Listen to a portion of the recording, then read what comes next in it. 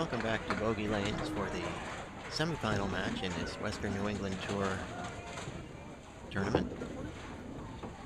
This match is going to feature Korey Packard against Steven Renaud Jr.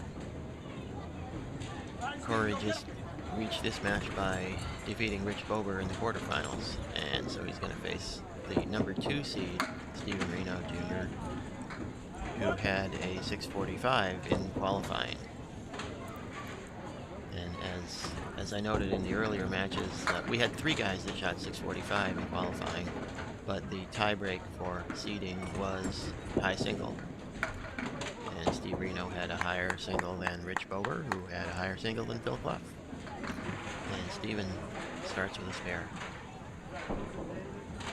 Korey Packard had 6:36 in qualifying, and then defeated Phil Clough in the first match and Rich Bober to reach the semifinals. The winner of this match is going to take on top seed Jeff Szynski, who shot 6:48.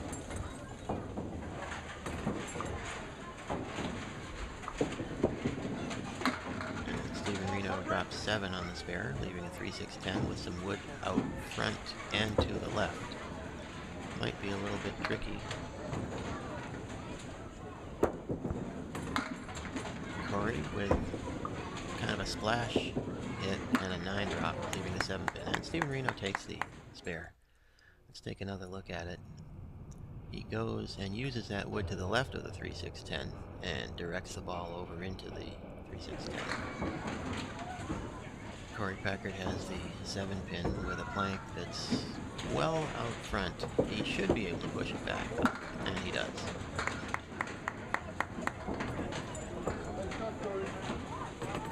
So, unlike the first couple of matches where Korey started out with consecutive marks, this time he started out with an open box, but then he comes right back with a spare in the second. Steven Renaud has 4 on the spare.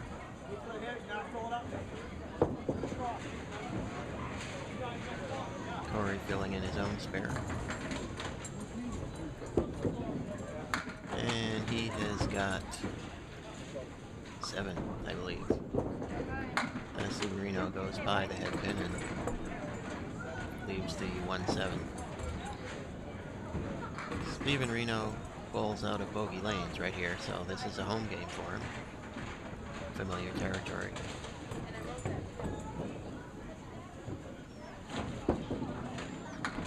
And Korey goes a little bit too light on the left side of the head pin, and doesn't take out the 3 and 6.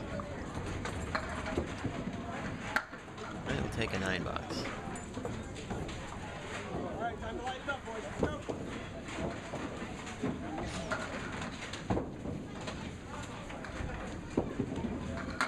Steven Renaud with a strike. And here's another look at it. Solid in the 1-2 pocket, and this there's no hesitation in that one. That's a hammer.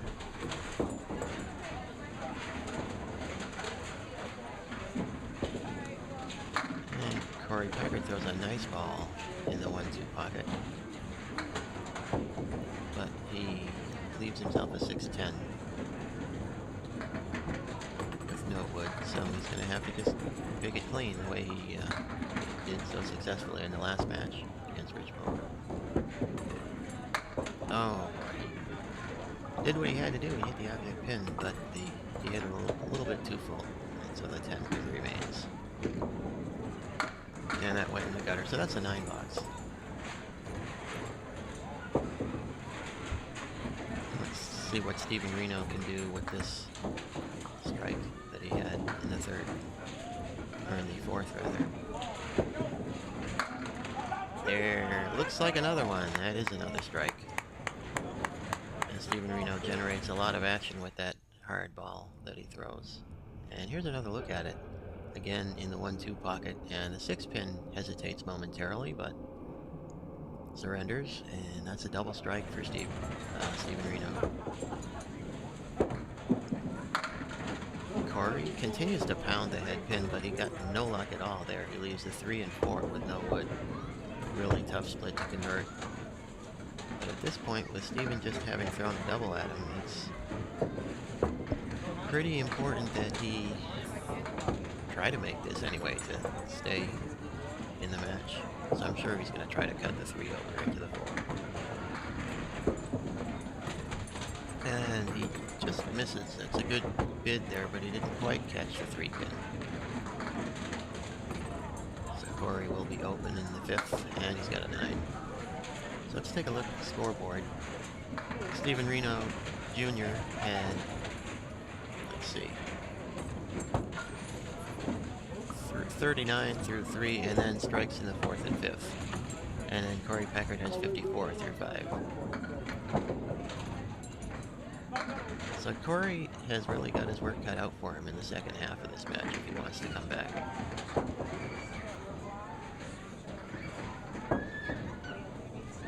But he's shown all day that he's really got a good ball working for him. And both bowlers missing the head pin to the left. Korey punched out the half whisker, and Steven took out the 2, 5, 8, and 10. Not sure if the 9 pin is still there. It was, but now it's gone.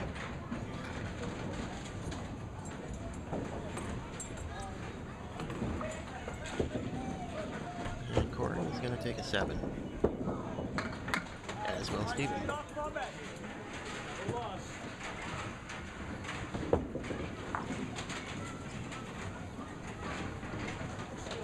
Steven Renaud Jr. has won one event already on the Western New England Tour this year. That was if I'm not mistaken, that was the first event of the year at Funtime Lanes.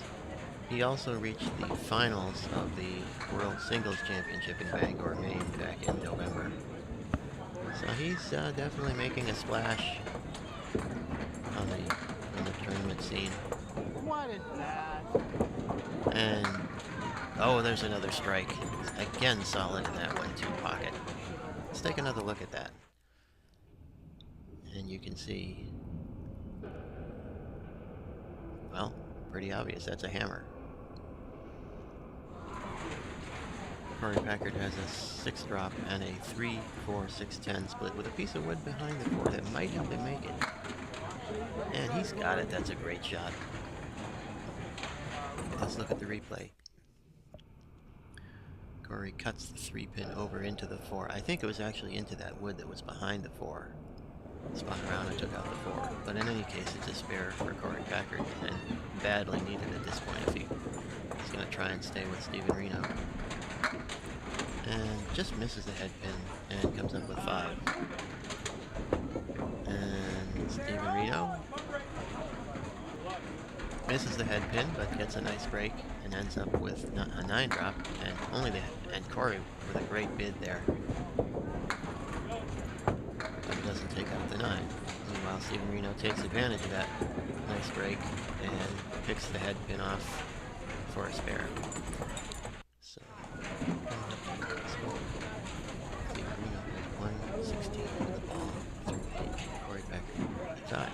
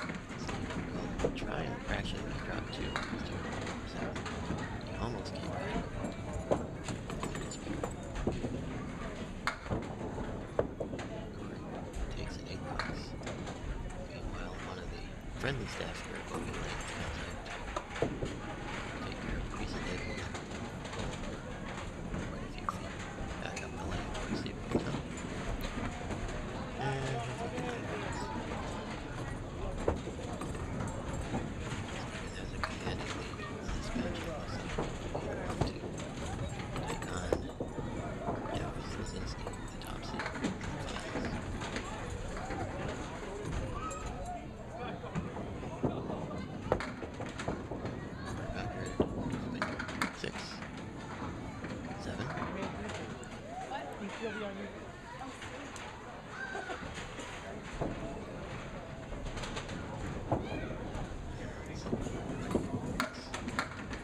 quite. And something.